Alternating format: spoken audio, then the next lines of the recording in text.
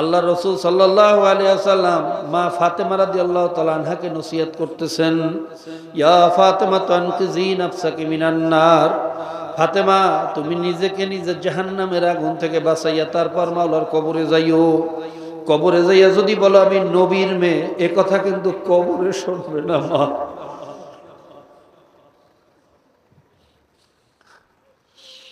আব্দুল কাদের জিলানী রাহমাতুল্লাহ আলাইহি তিনি কুকুরকে বলছিলেন, কুকুর, যদি কিয়ামতের ময়দানে আল্লাহ পাক রব্বুল আলামিন আমারে মাফ না করে, তুই আমার চেয়ে ভালো। আল্লাহ আমাদেরকে বোঝার তৌফিক দিয়া দাও, আমাদেরকে খাঁটি মুসলমান খাঁটি মুমিন হওয়ার তৌফিক দিয়া দাও।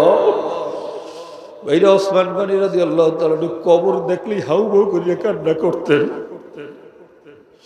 সাহাবায়ে কেরাম জিজ্ঞেস করেন, ইয়া আমিরুল মুমিনিন, আপনি কবর দেখলে কেন সহ্য করতে পারেন না?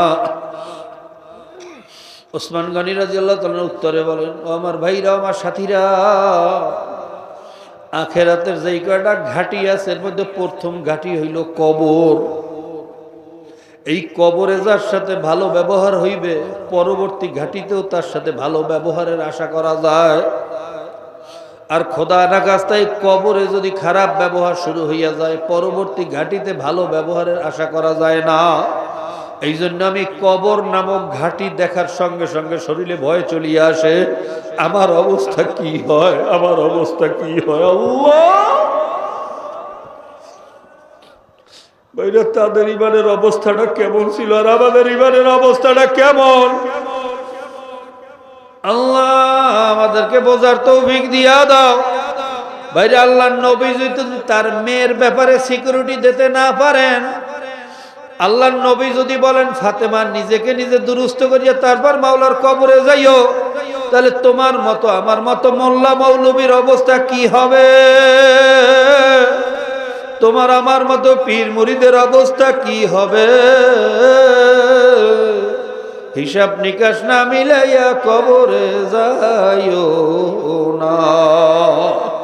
আল্লাহ তুমি আমাদেরকে বোঝার তৌফিক দিয়া দাও। ভাইরা, খোদা না খাস্তা ইমান আমল দুরুস্ত না করিয়া যদি কবরে যাই, কবরে যাওয়ার সঙ্গে সঙ্গে কারো কারো কবরের ভিতরে দুইজন আন্দা বয়রা ফেরেশতা গুর্জ দিয়া পিটান শুরু করবে। এক পিটানে সাতবক জমিনের নিচে ঢুকবে, আবার টাইনা উঠাইবে, আবার মারবে, আবার উঠাইবে, আবার মারবে। আল্লাহ রাসূল সাল্লাল্লাহু আলাইহি সাল্লাম বলেন, কোন কোন কবর গুনাহগারের কবরে যাওয়ার সঙ্গে সঙ্গে দুই পাশের মাটি এমন ভাবে চাপ মারবে, এক পাজরের হাড় অপর পাজরে ঢুকাইয়া দেবে, হাড়গুলার ভাইয়া ছাতু বানাইয়া ফেলাইবে। আল্লাহ তুমি আমাদেরকে মাফ করিয়া দাও। কবরের সাথে জান্নাতের একটা সুরাগ বানাইয়া দেবে, জাহান্নামের আগুনে কবরটা ভরিয়ে যাইবে। কারো কারো কবরে একটা না দুইটা না 99টা জাহান্নামের সব আইসা বেসাইয়া বেসাইয়া কামড়াইবে। আযাবের পর আযাব, হাজার হাজার বছরের জিন্দেগানি কবরে সহ্য করা লাগবে। এরপরে দাঁড়াইতে হইবে কিয়ামতের ময়দান। ভাইরা, কিয়ামতের ময়দানের অবস্থা কি বলবো, আমার বুঝাইয়া বলার যোগ্যতা নাই। আমাদের শায়খ মুর্শিদ হযরত পীর সাহেব হুজুর চরমনাই নওয়ারাল্লাহু মারকাদাহু, তিনি যখন কবরের বয়ান করতেন, জাহান্নামের বয়ান করতেন, কিয়ামতের বয়ান করতেন, মনে হইতো আমরা বুঝি কিয়ামতের ময়দানে উপস্থিত হইয়া গেছি। ওইভাবে বুঝাইয়া বলার যোগ্যতা আমার নাই। আল্লাহ তুমি সকলের দিলের ভিতরে বুঝ পয়দা করিয়া দাও। আল্লাহ রাসূল সাল্লাল্লাহু আলাইহি সাল্লাম বলেন, কিয়ামতের ময়দানে সমস্ত মানুষগুলা উলঙ্গ অবস্থায় উঠবে আর শুধু পাগলের মতো দৌড়াইতে থাকবে। মা আয়েশা রাদিয়াল্লাহু তাআলা আনহা জিজ্ঞাসা করেন, ইয়া রাসূলুল্লাহ, ইয়া হাবিবাল্লাহ, কোটি কোটি মানুষের সামনে উলঙ্গ অবস্থায় কেমনে উঠবো? আমাদেরকে শরম করবে না, লজ্জা লাগবে না? আল্লাহ রাসূল সাল্লাল্লাহু আলাইহি সাল্লাম বলেন, আয়েশা ওই কিয়ামতের ময়দানটা এত মুসিবত, এত কঠিন হবে। ওখানে ওঠার পরে সবার চক্ষু যে উপরের দিকে উঠবে, নিচের দিকে তাকাইয়ে দেখার হুঁশ কোনো মানুষের হবে না। আল্লাহ আমাদেরকে মাফ করিয়ে দেন। কিয়ামতের ময়দানে সূর্যের গরমে জমিনটা বলে তামা হইয়া যাইবে, লাল চামড়ার মতো দগদগে লাল হইয়া যাইবে। গুনাহগার বান্দাবান্দি দাঁড়াইতেও পারবে না, শুধু লাফাইতে থাকবে আর চিল্লাইতে থাকবে। লা ইয়ামুতু ওয়া লা ইয়াহইয়া, মওত তালাশ করিয়া পাইবে না, মরবেও না, বাঁচবেও না, সহ্য করতে পারবে না। ওদিকে ফেরেশতারা গুনাহগারদেরকে দেখিয়া চিন্না ফেলাইবে, এইটা সুদ করে, এইটা ঘুষ করে, এইটা মদ করে, এইটা জেনাখোর। কিয়ামতের ময়দানে কমপক্ষে 10 ধরনের সূরাত নিয়ে মানুষ উঠবে।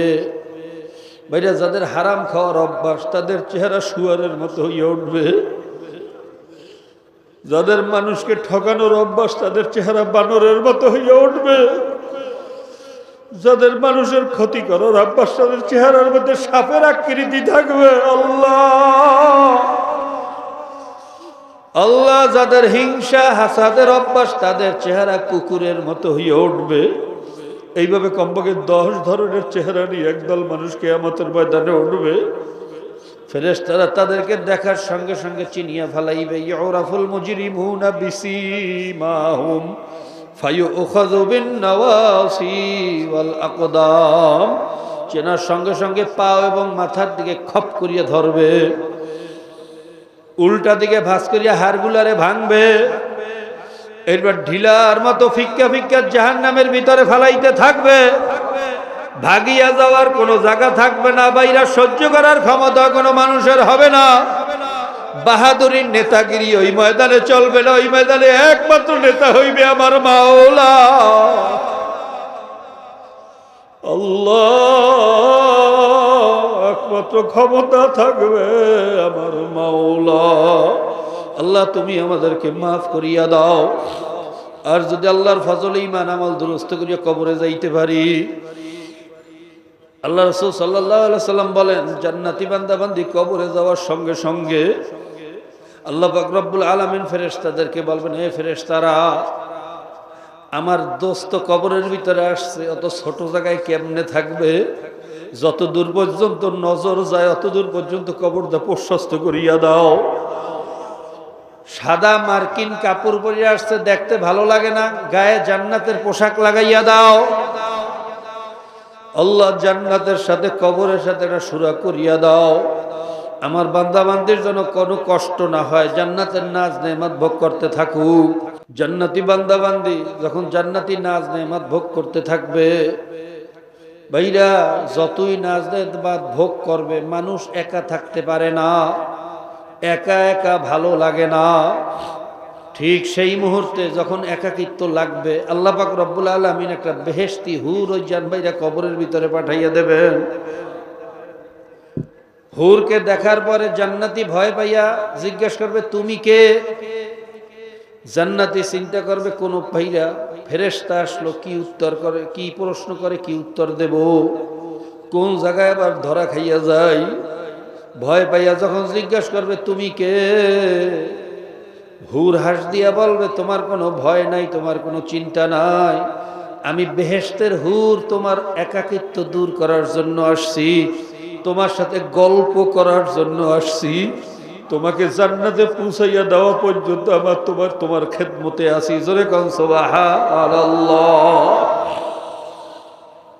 এই কথা বলার পরে জান্নাতি যখন আবার তার দিকে তাকাইবে, দেখবে গলার ভিতরে একটা মতির মালা চকমক করে চমকাইতেছে। বেহেশতি বলবে, হুর, তোমার গলার মালাটা তো বড় সুন্দর, এত সুন্দর মালা তো আমি আর কোনোদিন দেখি নাই, আমার একটু ধরিয়া দেখতে মনে চায়। হুর বলবে, যত খুশি তুমি ধরো, সব তোমার। জোরে কোন সুবহানাল্লাহ। যখন মালাটা হাত দিয়া ধরতে যাইবে, সিরিয়া টলটল করিয়া জমিনে পড়িয়া যাইবে। বেহেশতি আফসোস করিয়া বলবে, আরে এত সুন্দর তোমার মালাটা সিরিয়া ফেলাইলাম। হুর হাস দিয়া বলবে, মালা ছেড়ছো তাতে কি হইছে? আসো আমরা দুইজনে বসে মালা গাথিয়ার গল্প করি। মালা গাঁথি আর গল্প করি। ভাইরা মালা গাঁথতে থাকবে আর গল্প করতে থাকবে। এই মালা গাঁথার মধ্যে মাওলায় এমন মজা লাগাইয়া দেবেন, হাজার হাজার বছরের জিন্দেগানি, কবরের জিন্দেগানি কখন শেষ হইয়া যাইবে টেরও করতে পারবে না। জোরে বল সুবহানাল্লাহ। এর মধ্যে হঠাৎ শুনবে কিসের যেন একটা ভয়ঙ্কর আওয়াজ, এমন প্রলয়ঙ্করী ভয়ঙ্কর আওয়াজ, জমিন থরথর করিয়া কাঁপতেছে, আওয়াজের গতি আস্তে আস্তে বাড়তেছে। বেহেশতি ভয় পাইয়া বলবে, হুর এত ভয়ঙ্কর আওয়াজটা কিসের? হুর বলবে, ইসরাফিল আলাইহিস সালাম সিংহে ফুঁক মারছে, মাওলা এখন কিয়ামতের ময়দান কায়েম করবে। আল্লাহ তুমি আমাদেরকে মাফ করিয়া দাও। এরা যখন এই কথা শুনবে, জান্নাতি আবার ভয় পাইয়া বলবে, শুনছি কিয়ামতের ময়দান বড় ভয়ানক ময়দান। ওই ময়দানে ওঠার পরে নবীরা পর্যন্ত বলে নাফসি নাফসি শুরু করবে। আমার অবস্থা কি হইবে আমার বড় ভয় লাগে। এই কথা বলার পরে হুর বলবে, বেহেশতি তোমার কোনো ভয় নাই, তোমার কোনো চিন্তা নাই, তোমার বেহেশতে পৌঁছাইয়া দেওয়া আমার দায়িত্ব। জোরে গান সুবহানাল্লাহ। আল্লাহ তুমি আমাদেরকে কবুল করিয়া লও। ভাইরা যখন কিয়ামতের ময়দান কায়েম হইয়া যাইবে, জান্নাতি অনেক পাগলের দল কিয়ামতের ময়দানে উঠিয়া, কোথায় ভাইরা জান্নাত কোথায়, জাহান্নাম কোথায়, মিজান কোথায় বলছিলা, তাদের সেদিকে কোনো হুঁশ থাকবে না। কিয়ামতের ময়দানে খালি দৌড়াইতে থাকবে আর বলতে থাকবে, আমার মাওলাই কই, আমার মাওলাই কই।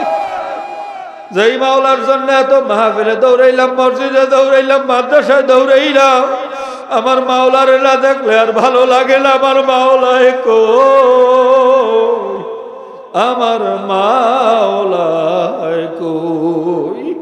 ভাইরা এই পাগলের দলেরা যখন দৌড়াইতে থাকবে, আল্লাহ পাক রব্বুল আলামিন ফেরেশতাদেরকে বলবেন, এ ফেরেশতারা, আমার এই পাগলদের কাছে তোরা যাইস না, ওদের কোনো সুয়াল করিস না, ওদের কোনো প্রশ্ন করিস না। ওদের এই ময়দানে কোনো সুয়াল নাই, কোনো জবাব নাই। ওদের সুয়ালের জবাব দেব আমি মাওলাই নিজে, ওদের কোনো সুয়াল জবাব লাগবে না।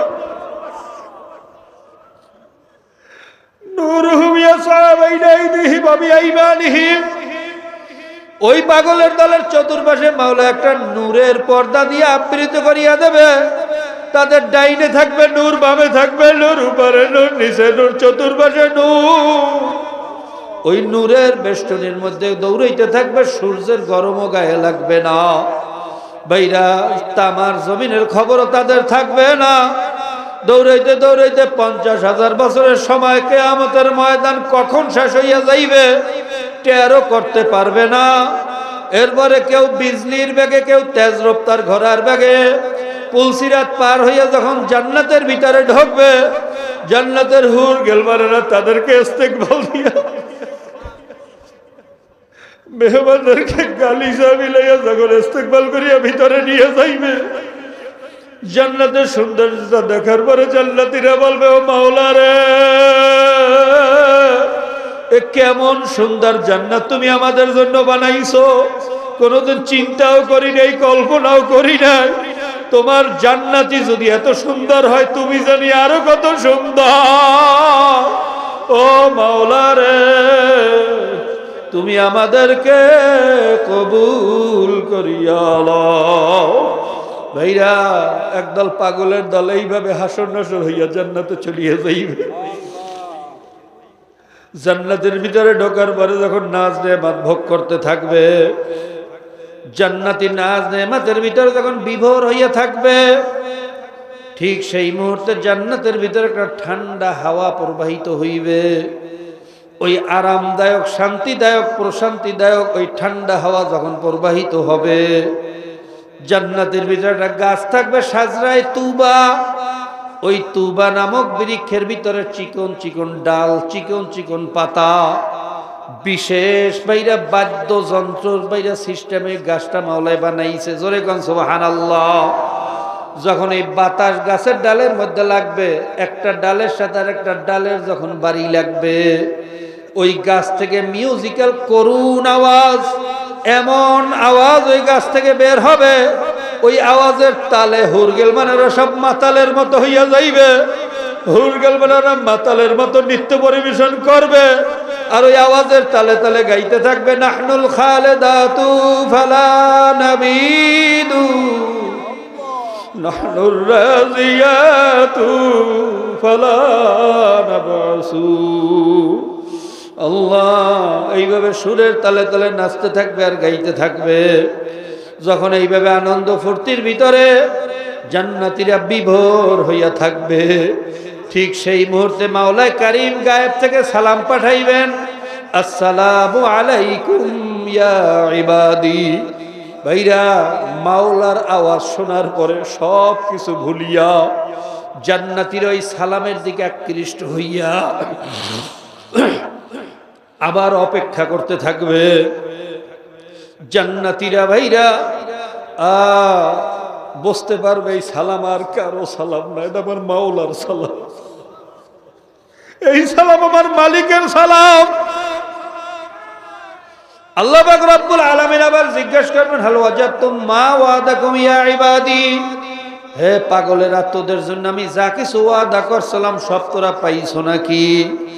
একদল পাগলেরা বলবে, ওয়াজাদনা মা ওয়া'আদতানা ইয়া রাব্বানা, আল্লাহ তুমি যা ওয়াদা করছো সবই পাইছি, এত নেয়ামত আমাদের জন্য রাখছো কোনোদিন কল্পনাও করতে পারি নাই। আর একদল পাগলে বলবে, না মাওলা, এখনো ওয়াদা পুরা হয় নাই, এখনো সবকিছু পাই নাই। আমার মাওলা বলবে, আবার কোন জিনিসটা বাকি রইল? এত হুর, এত গেলমান, এত শরবতের নহর, এত মধুর নহর, এত ফল, এত মূল, এরপরে আবার কোন জিনিসটা বাকি রইল? তখন ওই পাগলের দ্বারা বলবে, মাবুদ রে, হুর গেলবা জিতনা নেমত হ্যায় তু, सबसे बारा नेमते दीदार तू। মাওলা, আমরা হুর চাই না, গেলমান চাই না, আমরা শরবত চাই না, মধু চাই না, আমরা ফল চাই না, মূল চাই না, আমরা চাই তোমার। তোমার না দেখলে আর ভালো লাগে না, তোমার না দেখতে পারলে আর মজা লাগে না। ভাইরা, যখন আল্লাহর পাগলেরা আমার মাওলাকে দেখার আকাঙ্ক্ষা পেশ করবেন, পাহাইরা বেহেশতীদের আকাঙ্ক্ষায় মাওলার মোহাব্বতের দরিয়ার ভিতরে জোশ মারবে। আমার মাওলা তখন ডাক দিয়া বলবেন, এ ফেরেশতারা, পর্দা উঠা দো, ফাসলা কাটা দো, মেরে বন্ধু কো মেরে জলুয়া দেখা দো, তাড়াতাড়ি পর্দা উঠা উঠা, ওদেরকে আর ঘুরাইতে পারবো না, অনেক ঘুরাইছি আর ঘুরাবো না। আমার বান্দা বান্দির সাথে আমার মোলাকাত করাইয়া দে। আল্লাহ আমাদেরকে তুমি কবুল করিয়া লও। মাওলার নূরের তাজাল্লি ৭০,০০০ পর্দার যখন এক কোণা ফাঁক করা হবে, নূরের তাজাল্লিতে সমস্ত বেহেশতীরা বেহুশের মতো সেজদায় পড়িয়া থাকবে। এক দিদারে ৪০,০০০ বছরের সময় কাটিয়া যাইবে। সেজদার থেকে উঠিয়া পাগলেরা বলবে, মাবুদ রে, তোমার হাবিব তো বলছেন, সাতারাউনা রাব্বাকুম কামা তারাউনাল কামারা ফি লাইলাতুল বদর, তোমাকে আমরা পূর্ণিমার চাঁদের মতো দেখতে থাকবো, কোনো ভিড়াভিড়ি করা লাগবে না, কোনো বেহুশ হওয়া লাগবে না। কিন্তু কি দেখলাম, দেখতে না দেখতেই তুমি গায়েব হইয়া গেলা, আর আমরা কেমন বেহুশের মতো তন্দ্রাচ্ছন্ন পড়িয়া পড়িয়া রইলাম। আল্লাহ পাক রব্বুল আলামিন বলবেন, হে বান্দা বান্দি, ঠিকই বলছো, আমার নূর দুই প্রকার, একটা নূরে জালালি, একটা হইল নূরে জামালি। একটা হইল গরম নূর আর একটা হইল ঠান্ডা নূর। একটা প্রকাশ করছে সূর্যের মাধ্যমে, আর একটা প্রকাশ করছে চন্দ্রের মাধ্যমে। আমার নূরে জালালি, এই গরম নূর সহ্য করার ক্ষমতা কোনো মানুষের নাই। আমি দেখতে না দেখতেই গায়েব হই নাই। ৪০,০০০ বছর আমি তোদের অপেক্ষায় ছিলাম। আয় তোদের মন ভরে না, আয় তোদের এবার আমি নূরের জামানি হইয়া দেখা দেব। আল্লাহ, এই কথা বলি আমার মাওলা কারীম সমস্ত জান্নাতীদেরকে নিয়ে ফি মাকআদি সিদকিন ইনদা মালিকিম মুকতাদির, এই মাকাদে সিট নামার জায়গার ভিতরে জান্নাতীদেরকে নিয়ে একটা মাহফিল বসাইবে। জোরে গান সুবহানাল্লাহ। ওই মাহফিলের ভিতরে একটা বিশাল স্টেজ থাকবে, 1 লক্ষ বা 2 লক্ষ 24,000 পয়গাম্বার স্টেজের ভিতরে বিশিষ্ট মেহমান হিসেবে থাকবেন। স্টেজের ভিতরে চেয়ার থাকবে মাত্র 2টা, একটা হইল সভাপতির জন্য বরাদ্দ, আরেকটা হইল প্রধান অতিথির জন্য। সভাপতি হইবে আবার মাওলা লা ইলাহা ইল্লাল্লাহ, প্রধান অতিথি হইবে মুহাম্মাদুর রাসূলুল্লাহ। সবাই বলুন সুবহানাল্লাহ। ভাইরা, আল্লাহর পরই যার স্থান, আল্লাহর পরই যার সম্মান, তিনি হইলেন আমার নবী জনাবে মুহাম্মাদুর রাসূল। সেই নবী তার মেয়েকে বলছেন, ফাতেমা ঈমান আমল দুরুস্ত না করিয়া কবরে যাইও না, হিসাব মিলাইয়া কবরে যাইও বাবা, হিসাব মিলাইয়া কবরে যাইও। আল্লাহ আমাদেরকে বোঝার তৌফিক দিয়া দাও। আল্লাহ, ভাইরা এই মজলিসটা কত যে সুন্দর হবে, আমার মতো আদনা পিপিলিকার দ্বারা বোঝানো সম্ভব না।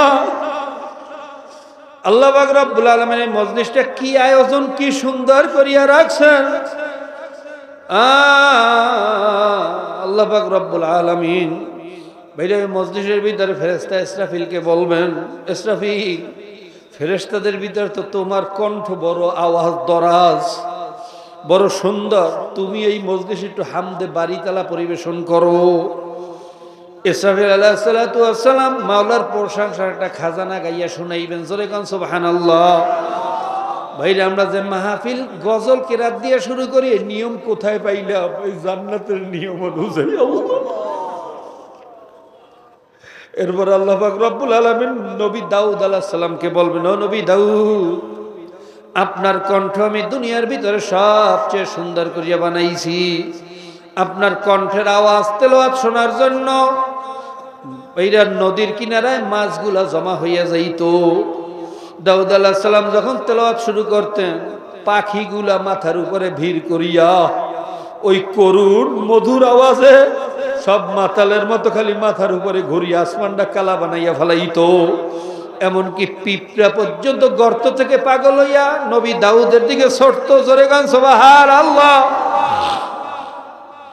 আল্লাহ পাক রব্বুল আলামিন বলবেন, ও নবী দাউদ, আমার জান্নাতি মেহমানদেরকে আপনার সেই জাদু মাখা কণ্ঠ দিয়া আজকে একটু কোরআনুল কারীম তেলাওয়াত করিয়া শুনান। জোরে গান সুবহানাল্লাহ।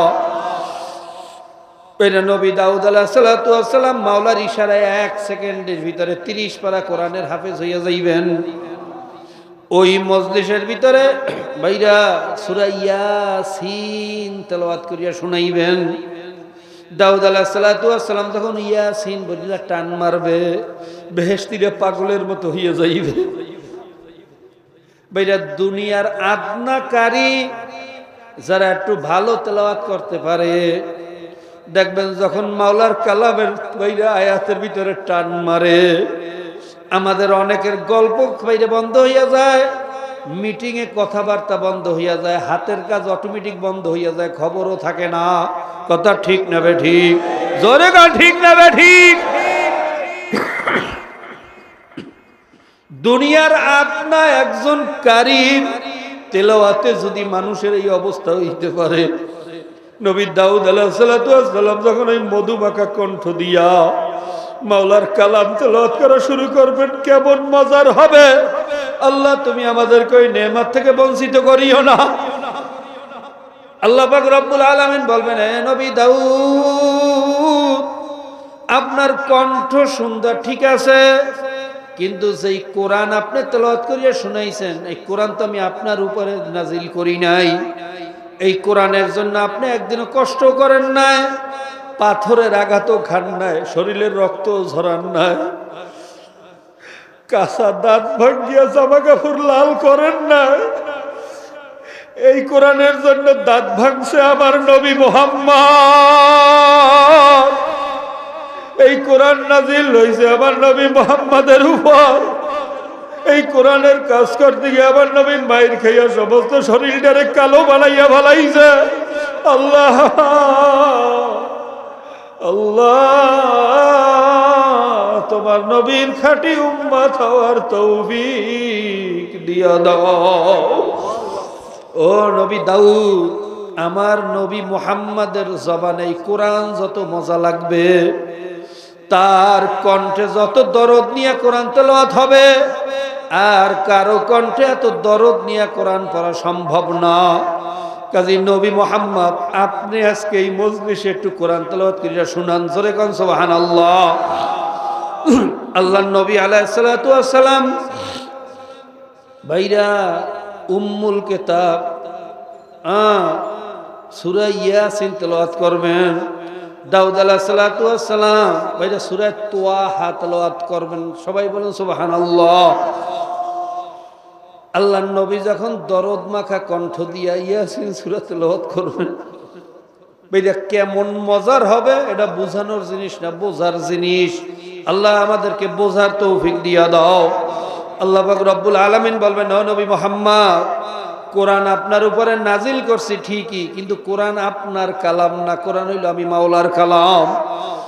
এই কোরআন কেমনে তেলাওয়াত করতে হইবে আমি মাওলা যেমন পারবো, দুনিয়ার কারো দ্বারা সম্ভব না, অন্য কারো দ্বারা এইভাবে পড়া সম্ভব না। আমার বন্ধুদেরকে আজকে আমি নিজে তেলাওয়াত করিয়া শোনাবো, জোরে কোন সুবহানাল্লাহ। আল্লাহ ভাইরে, বেহেশতের ভিতরে আমার মাওলায়ে কারীম জিয়া উম্মা জিনাতুল কিতাব সূরা আর রহমান নিজের জবানে তেলাওয়াত করবেন।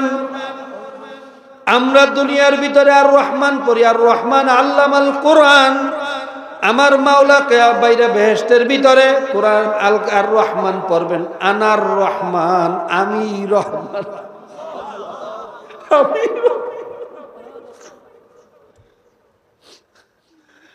আমি রহমান, আমি রহিম, আমি সত্তর, আমি কারীম। তোদের যত মনে চায় আমারে দা, আর বেহুশ হওয়া লাগবে না, তোদের আর আফসোস করাও লাগবে না। ভাইরা, আমার মাওলা যখন কোরআন তেলাওয়াত করবেন, ওদিকে মজলিসের ভিতরে হুর গেলমেনারা সারাবান তহুরা পরিবেশন করতে থাকবেন। কারো হাতে মটকা থাকবে, কারো হাতে জগ থাকবে, কারো হাতে গ্লাস থাকবে। কেউ মটকা দিয়া জগে ঢালবে, কেউ জগ দিয়ে গ্লাসে ঢাকবে। হুর গেলমেনারা বাইরা বেহেশতি জান্নাতীদের হাতে হাতে সারাবান তহুরা পরিবেশন করতে থাকবেন। বাইরা তাফসীরের ভিতরে আসছে সারাবান তহুরা এমনই একটা মাওলার কুদরতি পানীয়, ওর এক ফোঁটা সারাবান তহুরা যার জিহ্বার ভিতরে লাগবে, তার কলিজাটা মাওলার প্রেমে, মাওলার ভালোবাসায় পাগলের মতো হইয়া যাইবে। আল্লাহ বাইরে, একদিকে মাওলার জবানের তেলাওয়াত, অন্যদিকে সারাবান তহুরা, অন্যদিকে হুর গেলমান নবীরা সবাই উপস্থিত থাকবে। কি যে মজার, কি যে আরামের এই মজলিস হবে, এটা বুঝাইয়া বলার যোগ্যতা কোনো মানুষের নাই। আল্লাহ, তুমি আমাদের একটা মানুষকে ওই মজলিস থেকে মাহরুম করিও না বাহলা, আমাদের সবাইকে তুমি কবুল করিয়া নাও, আমাদেরকে তুমি মঞ্জুর করিয়া নাও। ভাইরা, ওই পাগলেরা এই নেয়ামত গুলা পাইতে চাও না, চাও না? এ জোরে কর, চান না, চান না? যদি এই নেয়ামত পাইতে হয় ভাইরা, ঈমান ঠিক করা লাগবে, আমল ঠিক করা লাগবে। চালাকি বন্ধ করো, বুদ্ধিমানি বন্ধ করো বাবা। চালাকি বুদ্ধিমানি করিয়া কবরে যাইয়া কিন্তু এক সেকেন্ডও টেকা যাবে না। কাজে ঈমান আমল দুরুস্ত করা লাগবে। এখনো বুঝি নাই ভাইরা, এতদিন বুঝি নাই, না বুঝিয়া করছি, শয়তানের ধোকায় পড়িয়া করছি। দুনিয়ার মহাব্বতে বরিয়া করছি, এই 2 দিনের জিন্দেগানি, যেই জিন্দেগানি দেখতে না দেখতেই শেষ হইয়া যায়। বাইরে সকালের বাদশা, বিকালে ফকির।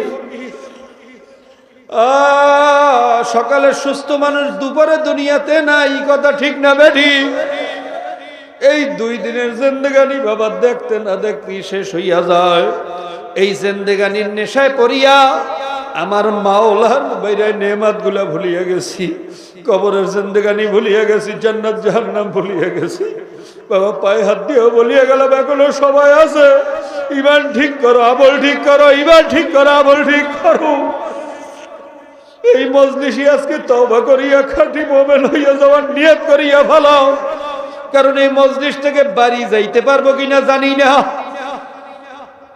ভাইরা দুপুরে পাক করিয়া রাখছে, ভাইরা খাইয়াও যাইতে পারে নাই, কয়েকদিন আগের পতিত সরকার, কথা ঠিক না বেটি? জোরে গান ঠিক না বেটি? বাবা কত মানুষ, সুস্থ মানুষ সকালবেলা ভালো, দুপুর বেলা দুনিয়াতে নাই। কাজী বাবা দুনিয়া কিছু না, একেবারে ফাঁকি। কাজী দুনিয়ার নেশা ছাড়িয়া আজকে জীবনের শেষ তওবা মনে করিয়া একটু তওবা করো, কারণ এই রাত্রটাও আমার উপর দিয়ে যায় কিনা জানি না। আগামীকাল আবার আসতে পারবো, আবার তওবা করতে পারবো, এই মাহফিল আবার পাবো, আবার তওবা করব। এত আলেম ওলামা, এত পীর মাশায়েখ, এত বুজুর্গানে দিন, এত সাদা দাড়িওয়ালা, এত বেগুনা তালবে আলিমদেরকে আর পাই কিনা জানি না। কাজী পায়ে হাত দিয়ে বলিয়া গেলাম, এই মুহূর্তে তওবা করিয়া ফেলাও, এই মুহূর্তে তওবা করিয়া ফেলাও, এই মুহূর্তে তওবা করিয়া ফেলাও। যে আমার জন্য দোয়া করেন, আমিও দোয়া করি, মাওলা যেন তার গোলাম হিসেবে কবুল করিয়া লয়। আল্লাহুম্মা আমিন। আল্লাহ আল্লাহ তোর মজলিসের দিকে চাইয়া দেখো, এত রাত্র পর্যন্ত কোনো মানুষ এইভাবে বসিয়া থাকা সম্ভব না। এখানে কেউ খাইতেও আসে নাই, টাকার জন্য আসে নাই, জমি জমার জন্য আসে নাই, একমাত্র তোমার মহাব্বতে, তোমার ভালোবাসায়, তোমার হাবিবের মহাব্বতে, এছাড়া অন্য কোনো কারণ নাই। একটা মানুষেরও তুমি খালি হাতে ফিরাইয়া দিও না। আল্লাহ যদি খালি হাতে ফিরাইয়া দেবে, এখানে কেন আনছো, কেন এখানে বসাইয়া রাখছো? যখন নিয়াই আসছো ফিরাইয়া দিও না। যদি ফিরাইয়াই দেবা, কেন আনছো রে মাওলা? একটা মানুষেরও খালি হাতে ফিরাইতে পারবা না। ওইটা 2 ফোঁটা চোখের পানি ফেলাইয়া নিজের গুনার কথা মনে করিয়া একটু মালিকের দরবারে ভালো করিয়া কান্দেন আর মাপ চান। যদি কান্না নাও আসে, কান্নার জন্য চেষ্টা করেন, ভান ধরেন, বাহানা করেন। কারণ হাদিসের ভিতরে আসছে, ইবকু ইবকু আইল্লাম তাবকু ফাতাবাকু, তোমরা কান্দো কান্দো, যদি কান্না না আসে কান্নার ভান ধরো। মুখটারে ভাঙ্গিয়া চড়িয়া, মাথাটারে নত করিয়া কান্নার জন্য চেষ্টা করো, বাহানা করো। দেখবা একসময় আল্লাহর ফজল করমে চক্ষু দিয়া পানি চলিয়ে আসবে। আর যদি মাওলার ভয়ে, মাওলার মহাব্বতে চক্ষু দিয়া পানি বের হইতে পারে, মামবাকা মিন খাশিয়াতিল্লাহি ফাকাদ হারামাল্লাহু তিলকা আইনা আলান নার, চোখে পানিওয়ালা বান্দা বান্দীদের উপরে জাহান্নামের আগুন হারাম। চোখে পানিওয়ালা বান্দা বান্দীরে মাওলা জাহান্নামে জ্বালাইতে পারবে না। চোখে পানিওয়ালা বান্দা বান্দীরে বলে মাওলা জাহান্নামে জ্বালাইবে না। এই জন্য ভাইরা দেখবেন, সমস্ত আল্লাহর ওলিরা সারা জীবন মাওলার দরবারে কাঁদছেন। চোখে পানি ছাড়া দুনিয়ার কোনো ওলি হইতে পারেন না। সাহাবায়ে কেরাম মাওলার দরবারে কাঁদছেন। ওমর ফারুক রাদিয়াল্লাহু তাআলা আনহু কাঁদতে কাঁদতে গালে কালো দাগ পরাইছে। আমাদের কলবটা পাথরের মতো শক্ত হইয়া গেছে, ভাইরা চোখে পানি আসতে চায় না। তাকাব্বুরিতে সিনা উঁচু হইয়া গেছে, মাথা নত হয় না। দুনিয়ার নেতার সামনে মাথা নত করে, মাওলার সামনে করে না। আল্লাহ দুনিয়ার ভাইরা, আল্লাহ মানুষের ভয়ে কান্দে, পুলিশের ভয়ে যদি আসামি কানতে পারে, ওস্তাদের ভয়ে যদি ছাত্র কাঁদতে পারে, বাবা মায়ের ভয়ে মোহাব্বতে যদি সন্তান কাঁদতে পারে, এ কপাল পোড়া আমার মাওলা কি দুনিয়ার পুলিশের চেয়ে ছোট হয়ে গেছে? এ কপাল পোড়া আমার মাওলার ভালোবাসা কি বাবা মার চেয়ে কমাইয়া গেল নাকি? আমার মাওলার ভয়ে মাওলার মোহাব্বতে কেন চোখে পানি আসে না? আসলে কপাল পুড়িয়ে গেছে আর কিছু না। আল্লাহ তুমি আমাদেরকে মাফ করিয়া দাও।